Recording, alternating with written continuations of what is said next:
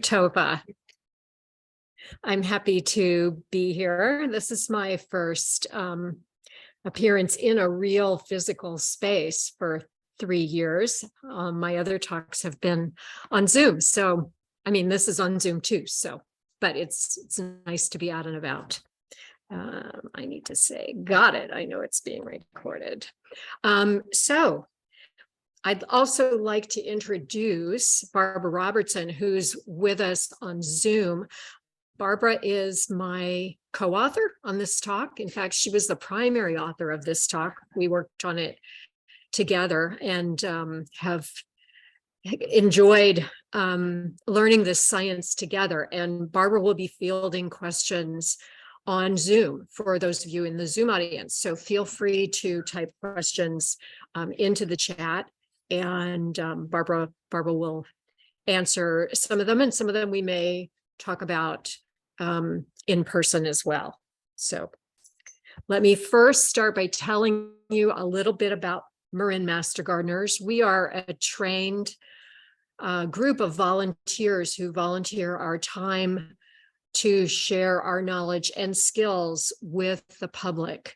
We are non-paid members of the University of California Cooperative Extension, and we answer inquiries and we provide evidence-based information on home horticulture, pest management, and sustainable landscape practices. So you've probably seen us around the county at various kinds of things, read us in the IJ, hopefully consulted our website, and we're happy to share what we know.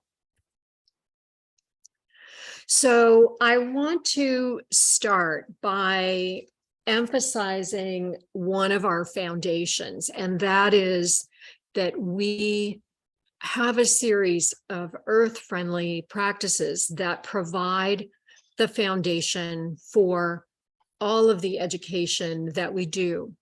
And those practices fall into 4 big buckets. One of those buckets has to do with the soil, which we're going to be talking about quite a lot this evening. Another bucket has to do with promoting biodiversity by the ways that we garden in our home gardens and our community gardens. We're attempting to extend the biodiversity of Marin's natural landscapes into home gardens. We also emphasize climate change mitigation, and of course that's the main topic of our talk tonight. And we aim to consider who's living in our habitats, the wildlife that's living, mammals, insects, reptiles, birds, and to avoid, to minimize waste and pollution as well. So this talk is divided into 2 parts. The first part, I'm going to be emphasizing the impact of climate change. And in the second part, we'll be talking about ways we can mitigate climate change. And I'll describe what that is in just a moment. Sorry. You know, it's fine. Is it okay? Go ahead. It's showing this screen on the Zoom. Okay. Do you want to adjust it? Because they should get a good display. I'll talk while you're doing that. Okay. It can get overwhelming when we think about the global scale of climate change and how dire that is. And so what I'm going to focus on today is the impact of 4 observed environmental effects of climate change that are relevant to this way. We're going to go this way. Sorry about that. Oh, nope, that's okay. We can get there. Okay. So I'm going to talk about, oh, yeah, it's showing. So I'm going to talk about these 4 environmental impacts of climate change that are most, go ahead, Sariana. No, we'll leave it. Okay. You guys on Zoom, you can just try to ignore what appears on the right side of your screen, which includes the next slide and my notes. So just try to focus on the big page on the left. So I'm going to talk about these one at a time: temperatures, precipitation, ecosystem changes, and soil alterations. And so the big one that we think about almost always first when we think about climate change is that our temperatures are rising over time. And what do we mean when we say rising temperatures? We mean that low temperatures are rising, high temperatures are rising, and that we're going to be experiencing more heat waves. We have less frequent coastal fog than we used to. In fact, some research has shown that we have about 30% less coastal fog than we used to here along our kind of really marine influenced Northern California coast. Although there's some, the jury's a little bit out on this. There's some other recent research that shows that fog may not be decreasing that much, but certainly it's an important factor in our climate and microclimates around Marin. So when temperatures rise, the potential impacts on plants are that plants need a rest usually. And often in our climate, that rest period is in the winter, but sometimes in our climate, especially for natives, a lot of California natives go dormant in the summer. But often the resting period is in the winter when it's cool. And if we don't have as much cooling in our winters, plants may not have the rest periods they need. The other thing that fruit and nut trees need in the winter, if any of you are orchids or have a couple of fruit trees in your backyard, is that they need what's called chill periods. They need some cold weather in the winter, sustained cold weather, to tell them, don't bud out until the weather gets warmer. Don't put out your leaves that are then going to be nipped by a frost in January. They wait until March and April to do that.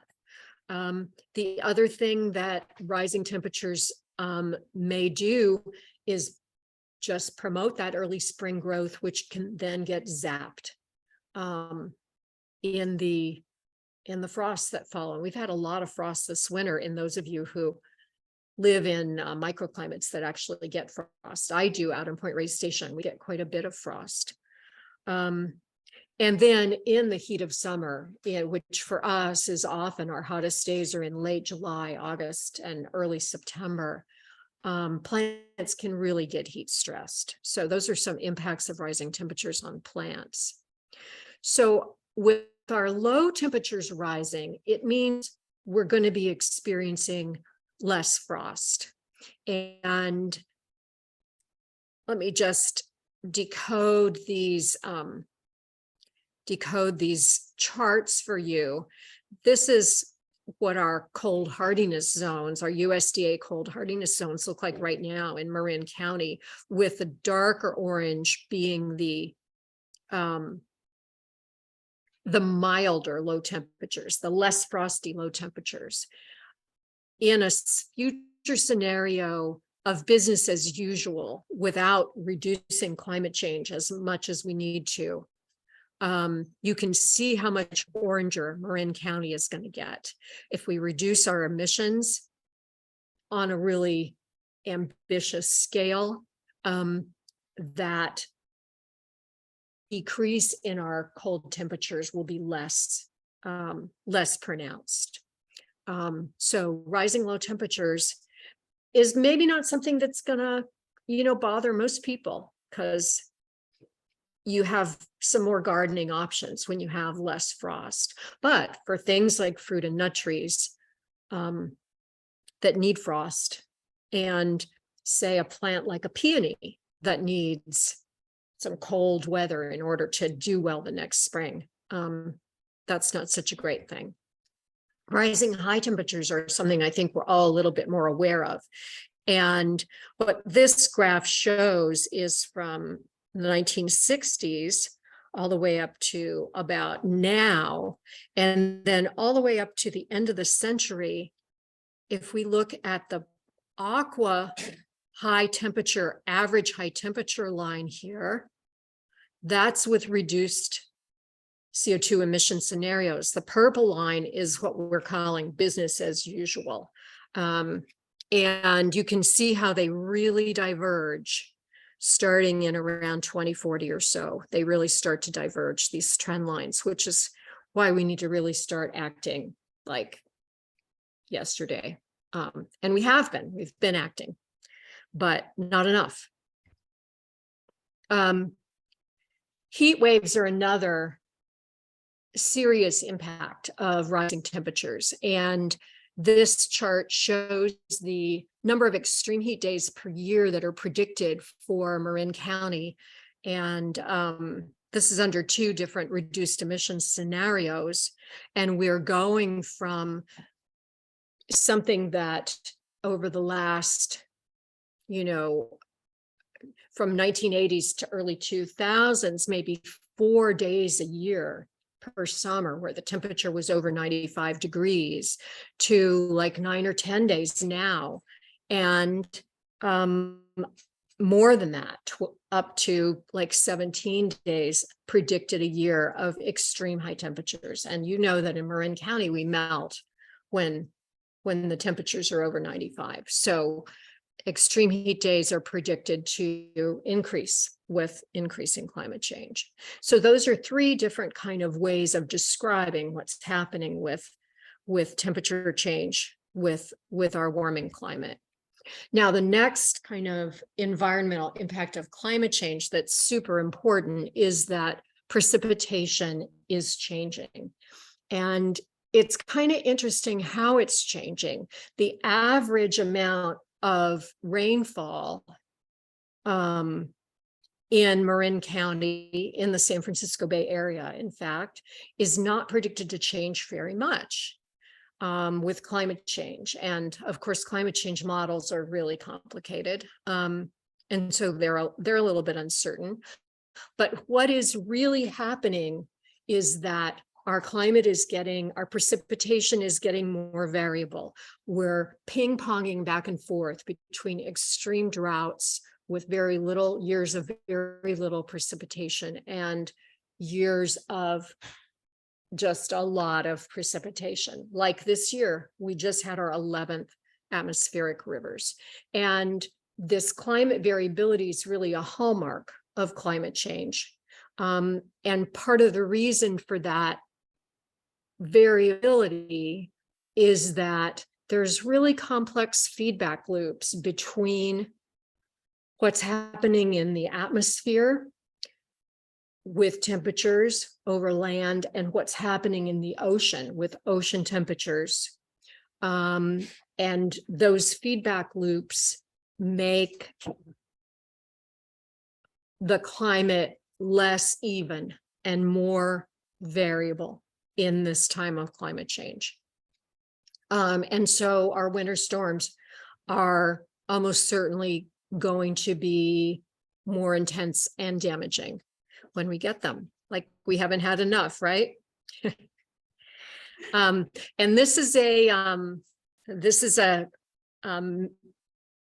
image that I grabbed from NASA.gov of the January 4th atmospheric river earlier this year.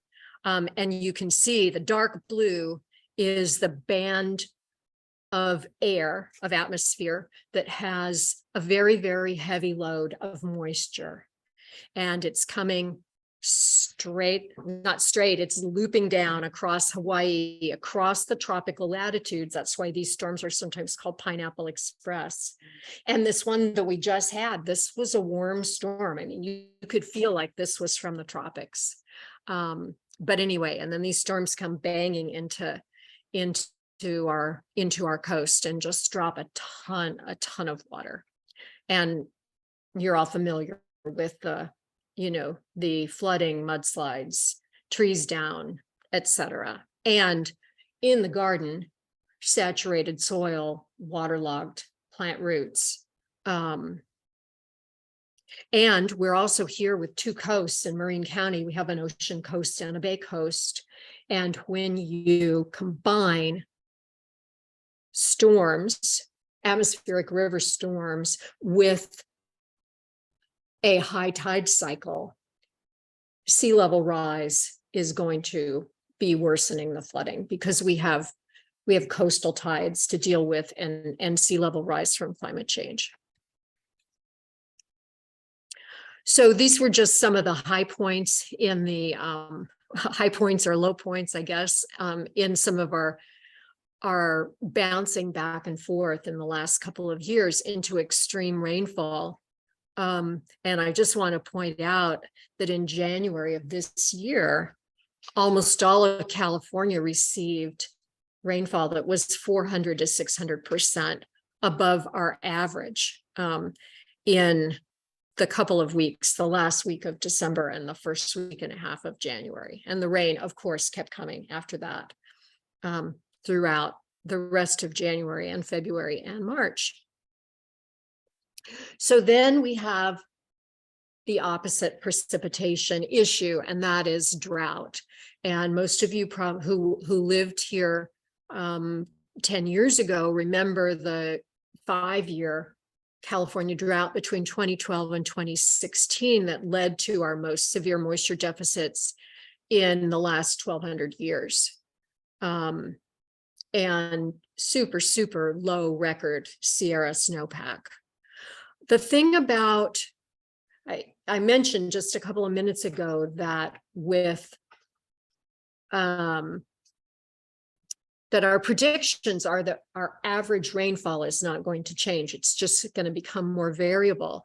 But even if our rainfall stays about the same on average, we know our temperatures are higher. And so what that does is increases the impact of less rainfall in drought years, because higher temperatures mean the moisture is going to evaporate faster from the plants. There's less groundwater, there's less surface water, and our plants dry out faster. And we already live in a summer dry, winter wet climate. That's our Mediterranean climate. That's not going to change with climate change. We're still going to live in a summer dry, winter wet climate, unless we're in a drought year and our winter's not very wet, but it's always going to be dry in the summer. And if higher temperatures are drying out the soil, particularly in drought years, those longer dry periods are going to increase plant flammability, because plants are going to be drier. And so there comes the wildfire risk that's directly related to climate change. So the future temperature increases are going to cause longer and deeper droughts, whether or not our total precipitation goes up or down. The temperature change alone would do that. And then one more major environmental impact of climate change that's relevant to us as gardeners is that our ecosystems, system-wide changes in our ecology. Vegetation that's adapted here might become out of sync with our climate as it changes. Pollinators might arrive too early or too late for flowering plants. Plants may flower before the pollinators are accustomed to arising. Climate change opens up more opportunities for invasive plants, because invasive plants are super adaptable and they are able to take advantage of a wider range of environmental conditions. And so invasives may outcompete our natives and cause some of our natives to go into retreat. Our iconic evergreen forests may become less prevalent as our climate warms and as our climate becomes more favorable to vegetation that's more adapted to heat. And that's especially for our redwood forests, especially influenced by fog, because fog is a really important way that redwood trees stay healthy. They get a ton of their required summer moisture from the fog. And then finally, in terms of ecosystem changes, wildlife may shift along with our moving plant communities and insect communities as well. As their vegetation changes, they're going to move with that. So, and then finally, people don't often think about soil as being impacted by climate change, but soil is a living ecosystem under our feet, and it can be seriously impaired by warming temperatures and precipitation changes, flooding and drought. They can change the soil structure. They can impair the microbial communities that are keeping our soil healthy, and they can change nutrient availability in the soil. And kind of one of the bottom lines is that increased temperatures can make our summer soil drier and also can accelerate the loss of carbon from our soil. Soil is a sink for carbon, i.e. carbon dioxide, keeping it out of the atmosphere, which I'm going to talk about in a couple of minutes. So soil alteration is an environmental impact of climate change that we don't think about too much. So in summary, for kind of climate change impacts that are relevant to gardeners, we've got the impact of rising temperatures, flooding and drought, ecosystem wide changes, and soil alterations. And now that you're kind of sobered up, and this is the grim part of the talk, and the grim part of the talk is now over, and we're going to turn our attention to solutions.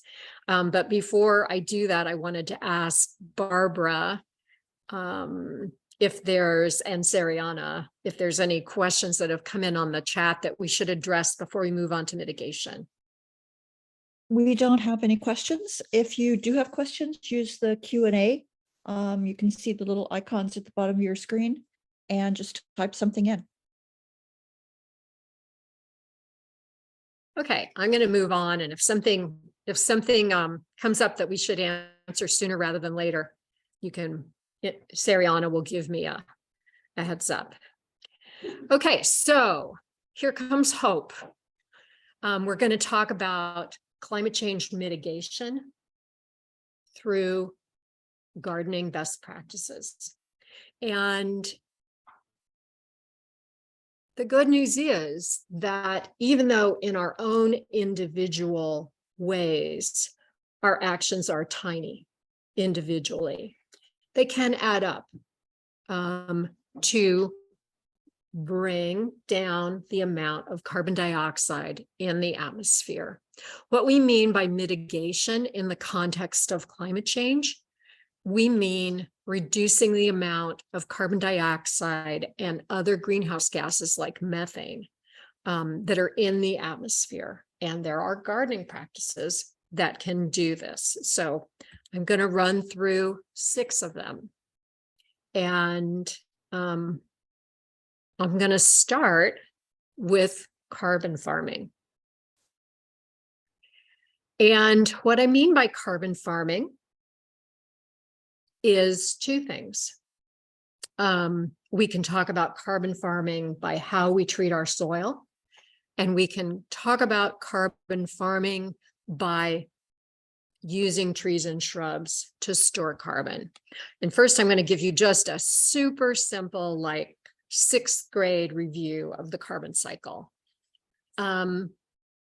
Through the magic of photosynthesis, plants take CO2, carbon dioxide, out of the atmosphere and they convert it to plant tissues. And as long as that plant is alive, whether it's a grass or a redwood tree, it's storing the carbon in its tissues. Once that plant dies, the material, including the carbon, decomposes and goes into the soil and back into the atmosphere to be taken. And then if it's in the soil, it's to be taken back up again. And with the help of sunlight, plants can convert it back into plant tissue. So that's the carbon cycle in a nutshell. Tova could have probably told us that, right? And so there's a very amazing thing that, and I just want to find my notes here because I want to do justice to this concept.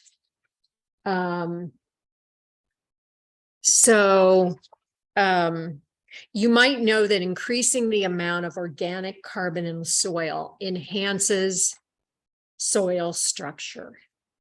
You've been told, like, add compost, add organic matter, you'll have better tilth in your soil.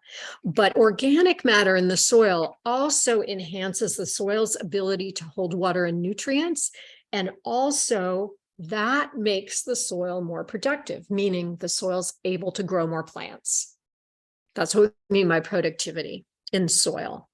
And the more productive the soil is, the more carbon it can hold. So there we have a circle. And the more productive the soil is, the more water it can hold. And the more water it can hold, the more plants it can grow, and the more productive it is. So it's a positive feedback loop. Adding organic matter to the soil helps the soil grow more plants, hold more water, and hold more carbon. And so it's all about productivity and building healthy soil. And we do that in a few ways. I mentioned compost. Master gardeners have a compost mantra that we sometimes chant excitedly. You might have heard of no-till agriculture, and some of us practice the same thing in our home gardens. We try to disturb the soil as little as possible. Rather than going in there with a rototiller, we kind of go in gently with a pitchfork and just kind of lift it up a little bit to leave the stored carbon undisturbed and leave the soil structure intact. We also want to keep the soil covered, either with plants or with like an organic mulch, some kind of porous material, because bare soil, think about what's been happening in the last 3 months with all this rain, and the rain just pounding down on the soil. And where soil is bare, it erodes away. Soil goes into our waterways, and the fertile soil is washed away, and carbon is lost to the atmosphere. So soil is the key to locking up carbon, and we can do this in our home gardens in our very small ways. Another way to lock up carbon is to plant trees and shrubs. And the thing about plants is they all store carbon. The bigger the plant, the more carbon it stores. The best evidence that we can find from the literature is one mature tree can absorb more than 48 pounds of carbon dioxide from the atmosphere every year. And we sometimes think about what kind of trees are the best for this. Fast-growing trees accumulate carbon dioxide faster because the more mass you have, the more carbon you can store. However, the longer trees live, the longer they're going to store the carbon. So a short-lived tree or shrub will give it back to the soil and ultimately the atmosphere when it dies and decomposes. However, a tree that lives for a long time stores it for its whole life. So master gardeners encourage people to plant trees that are We lean towards native for all kinds of reasons that are not really the subject of this talk, but for all kinds of really positive reasons, natives are great to plant. Native trees that grow kind of moderately to fast, and that are as large as you can handle on your piece of landscape without overhanging your house and kind of creating a fire hazard. Trees and shrubs can also save you energy. If you plant them between your house and the afternoon sun, they're going to be a shade. They're going to provide you with shade, and they can be windbreaks too for your garden and for your home. And trees are super important in cities for reducing urban heat island effects. They can really, really urban trees can significantly bring down city heat.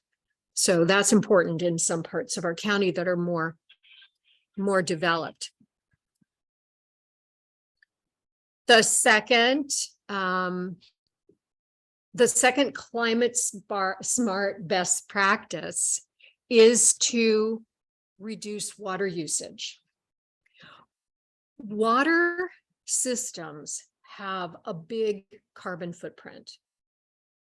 I've seen a statistic that says that water systems account for about 13% of our electricity use in the US and about 5% of our total carbon footprint. So that's significant. So every time you have a water smart landscape, you are saving energy. You are reducing the need for more power plants to, power the grid, because you're reducing your carbon footprint by using water wisely. We want to have beautiful landscapes, and we can have beautiful landscapes that are climate smart and fire smart. We can hydrate wisely and not excessively to keep our plants healthy and less prone to burn when there is a fire that comes from our wildlands and threatens our neighborhoods. Drip irrigation is the most efficient way to water. Those little drippers, the emitters, put the water right where the plants need them, right onto the soil to drip down and deeply irrigate the roots. And mulch not only suppresses weeds, but helps the soil, helps prevent evaporation loss from the soil. So mulching is a water smart practice. Mulch also, as long as it's organic mulch and not gravel or something inorganic, mulch is going to break down and feed the soil with more organic matter. So that's also a climate smart practice, and water smart at the same time to use mulch in your landscape. Not too deep, because deep mulch is not fire safe, fire smart. And think about the best kinds of mulch,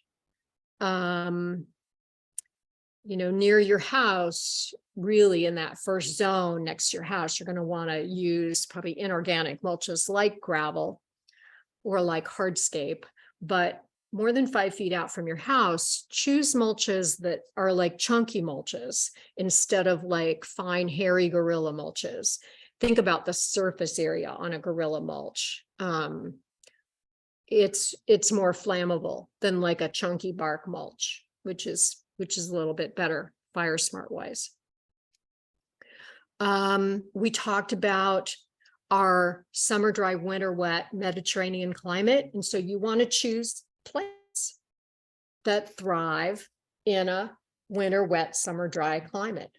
And most California natives are adapted to our climate. Now, every California native isn't a native from the Bay Area, and it might be, from like San Diego County. And that might not be the best, although that might be the best native for the future, actually, in a warmer climate. But we want to think about what kind of microclimates our natives prefer, and consider techniques to harvest the rainwater with barrels, or to adopt practices that are going to help the water infiltrate, like creating bioswales in low areas, plants that are going to be able to use the water in low areas like this diagram shows, and rain gardens. And make sure when you put in hardscape, like patios or paths, that they're permeable, and driveways, that they're not just solid, large expanses of non-permeable cement or asphalt, that they're actually going to allow water to percolate in. So reducing water usage is an important climate smart practice. Okay. The third climate smart practice that I want to promote is growing your own food. This is a personal passion of mine, since I grow much of my own food. But the fact of the matter is that locally grown food, whether it's in your backyard or your front yard, or from the farmer's market down the street that's supporting local farmers, that food hasn't had to come through a national or international distribution system. It doesn't have all the trucking and storage, refrigeration, all the big carbon footprint that it took to bring that food to your local grocery store. So growing your own food, or supporting your local farmers, is decreases your carbon footprint. Organic food has less energy inputs than conventionally grown food. So that's another thing to be aware of. The other thing about growing your own food is that if you grow it and harvest it yourself, you're naturally going to eat a more plant-centric diet. And this is not part of the Master Gardener platform, but a more plant-centric diet is more climate friendly. A plant-centric diet has a lower carbon footprint than a more meat-centric diet. So the more enthusiastic you can get about enhancing the produce content of your diet, the more climate smart your diet is going to be. Fourth bucket of practices, best practices you can adopt to decrease your carbon footprint, is to be kind of carbon conscious when you're caring for your plants. So think about tools you use in your garden. Rather than power tools, think about whether hand tools can do the job. Rather than a gas weed whacker, think about whether a battery-powered electric weed whacker can do the job. And there are more and more battery-powered electric tools coming on the market. But think about how to, eliminate, if possible, fossil fuels from your plant care, from your garden and landscape care routine. And that may go, if some of you pay landscape professionals to come in and work in your yard, you may want to think about choosing a landscape contractor who has more environmentally friendly practices, and think about what kinds of equipment they are using. We avoid chemical pesticides and synthetic fertilizers. First of all, we try to avoid synthetic fertilizers always, and minimize the use of chemical pesticides for only situations where they are really necessary to save the life of an important plant. And the practice that Master Gardeners promote is called integrated pest management, and you can learn more about that on our website and from some of our other library talks, if you're interested in knowing more about that. We use compost, as I mentioned, and we use organic fertilizers. And if you're taking care of a vegetable garden, you can think about planting cover crops in any season when you're not utilizing that particular bed. And particularly important are legume cover crops. That is things like fava beans, clovers, vetches. These actually store nitrogen in little nodules on their roots. And that nitrogen helps provide nutrients for the next crop you're going to plant. So cover crops are important for edibles gardeners. And the last thing I wanted to talk about for carbon conscious plant care is try to avoid peat moss. Peatlands do not occupy very much of our landmass around the world, but peatlands are the biggest terrestrial carbon sink. The biggest carbon sink on land is in our peat bogs. And when peat bogs are mined for peat to make peat moss, that carbon comes out of the bog, out of its deep storage in the bog, and is released. So we want to try to avoid soil mixes with peat moss if we can. Read the ingredients. A good substitute, peat moss is great for holding water in a soil mix. It's really absorbent. Coconut coir, that is coconut husk fiber, is a really good substitute for peat moss. Okay. Intervention number 5 is about your lawns. And think about what a lawn is, or maybe think about what a lawn isn't. Lawns are ecologically kind of monocultures, consisting of grass that we don't even let fill out its life cycle. I mean, we try not to let it grow and go to seed even to provide seeds for the birds. So lawn is energy intensive, it's ecologically barren, and it requires a significant amount of water, which, as you know, has a big carbon footprint. And mowing takes energy. Sometimes people fertilize lawns with heavy nitrogen fertilizers, and those can run off and contaminate our waterways, our bays and our waterways. They also, excess fertilizers can emit nitrous oxide into the air, and nitrous oxide is a greenhouse gas. If you do have a lawn, mow it high. Don't mow it like down to teeny stub, but mow it pretty high and leave the grass clippings on the lawn. Those grass clippings are going to help provide nutrients back to the lawn and increase the lawn's capability to store carbon. And lawns are important for some functions, particularly with families, with kids who want a play area, particularly for our parks.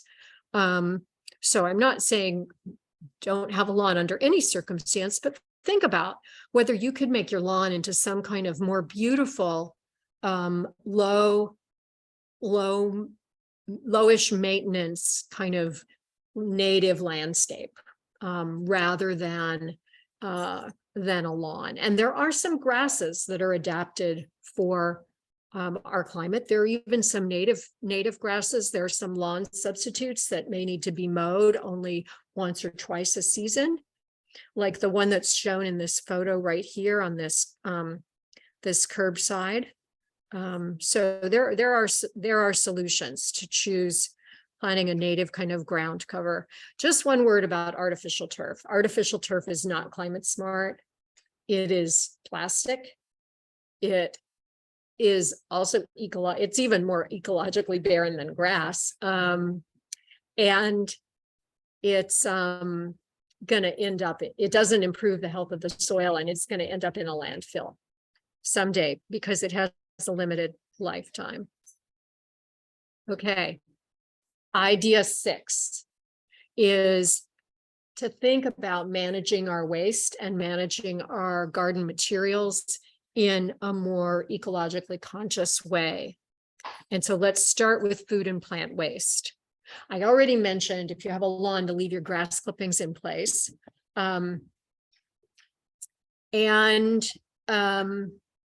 If you have trees that are dropping leaves, you can mulch them and leave them in place. They provide a good habitat for insects in the fall and the winter and the spring. And they provide nutrients back to the soil. They protect the soil from erosion. We want to compost our plant waste that's coming out of our landscapes. Either compost that in your own kind of backyard compost systems or in your green bin. What we do not want to do is to have any organic waste, that is from your yard or from your kitchen, going into the trash. What goes into the trash goes into the landfill. When organic wastes go into the landfill, they decompose slowly and without oxygen. And that decomposition of organic matter without oxygen produces methane gas. And methane gas is a super potent greenhouse gas, much more potent than carbon dioxide. And so at all costs, we want to keep organic waste out of the landfill by keeping them out of our garbage cans. Put them in your green bin or put them in a worm compost, under the counter worm compost or a backyard compost pile. And master gardeners do have some seminars about how to compost if you're interested in learning.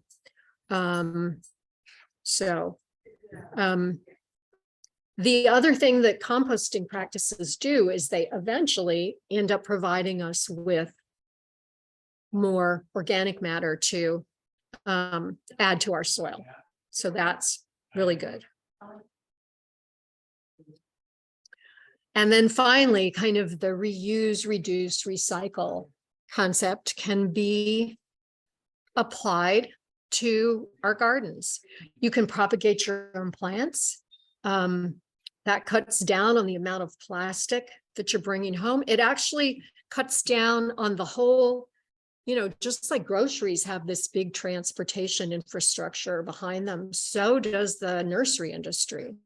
Plants are shipped from all over, and you're saving that carbon footprint by growing your own starts or sharing cuttings with neighbors, etc. You can use all kinds of recycled and repurposed materials to start plants. And in garden construction, think about how you can use what's on your own land. Like this really, I'm not nearly so clever enough to build an archway trellis like the one shown on this photo, but I think it's really beautiful rather than buying kind of new materials. So in summary, to mitigate climate change, we can farm carbon by enhancing our soil and planting plants, growing plants. We can decrease our carbon footprints by reducing water usage. We can grow our own food. We can practice more ecologically minded plant and landscape care. We can replace our lawns with native ground cover or other Mediterranean climate adapted ground cover, and we can manage our waste and materials with the environment in mind and the climate in mind. So we can do it. These are some of my resources and our resources, I should say, Barbara's and mine. And there are lots of ways to stay in touch with Marin Master Gardeners through our website. We have a help desk that takes inquiries on the phone, by email, and we have a drop box outside our office in downtown Novato where you can drop plant specimens if you have things you want us to take a look at. We have a free newsletter called The Leaflet, and we have a garden walk program where a pair of master gardeners can visit your home and walk around your home, look at your water meter, look at your irrigation, look at your landscape, and give you advice on water smart and climate smart gardening. It's a really cool program. It's our only home visit program as master gardener. Did you have a garden walk? No, but I need one. Okay. So Sariana is going to be calling up and getting on the list for a garden walk. So I'm going to leave this slide up here just in case you want to get any of this down, and open it up for questions if there are any questions. Yvonne. Do you know if, I'm just thinking about the issue of not wanting to cut down a mature tree, but rather pruning it even heavily. Mm-hmm. How does that impact the amount of carbon that it will store and sequester? Oh, good question.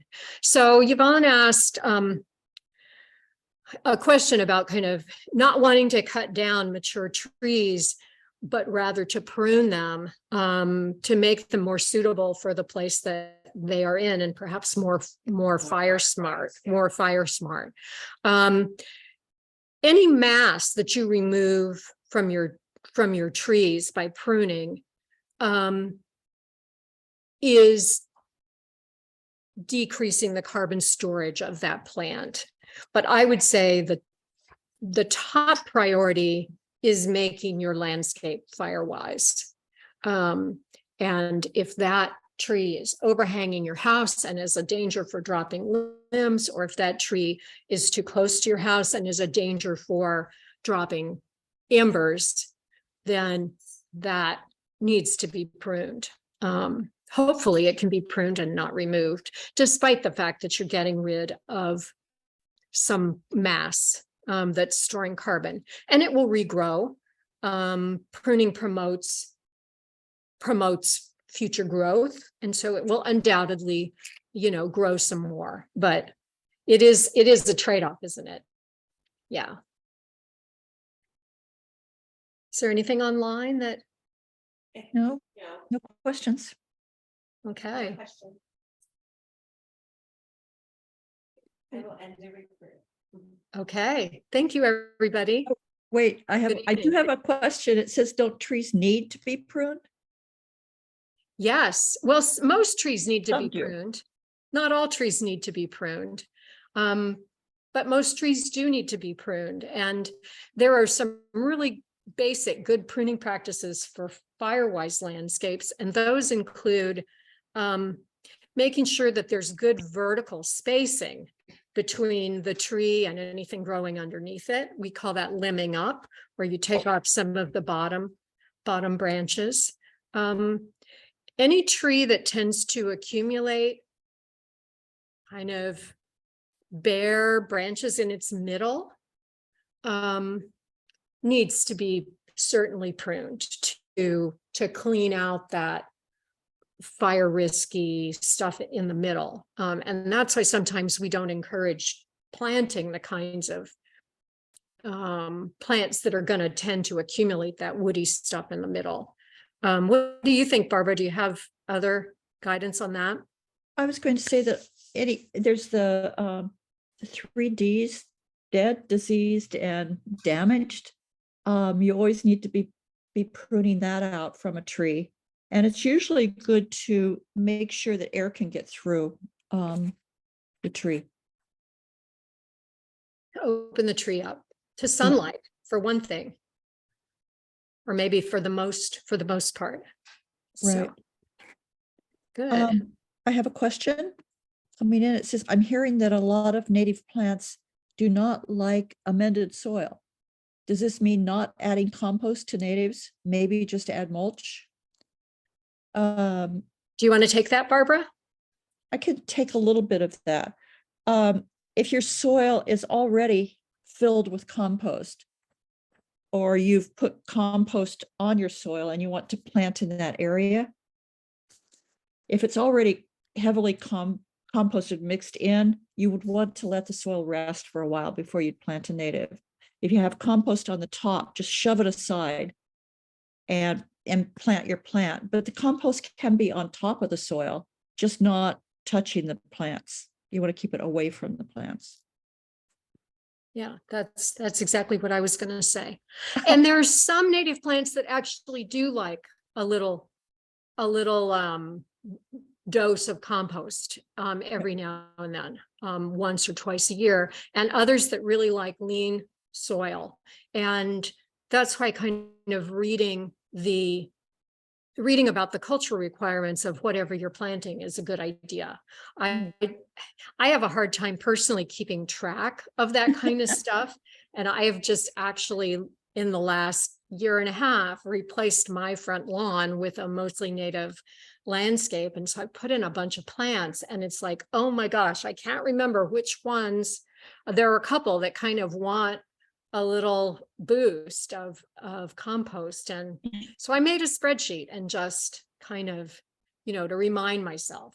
That might last for a year or two and then I'll forget. But also, if you think about where the plant is native to, what community it would naturally grow in, and if it's in a redwood forest or someplace that has a lot of naturally composting things around it, it probably would like compost. If it's native to a very dry landscape, maybe not so much. yeah, right. So moist woodlands like humusy soil. So could you guys all hear that? Yeah. I did. Good. I'm gonna end the recording now officially. Good. Bye, recording people.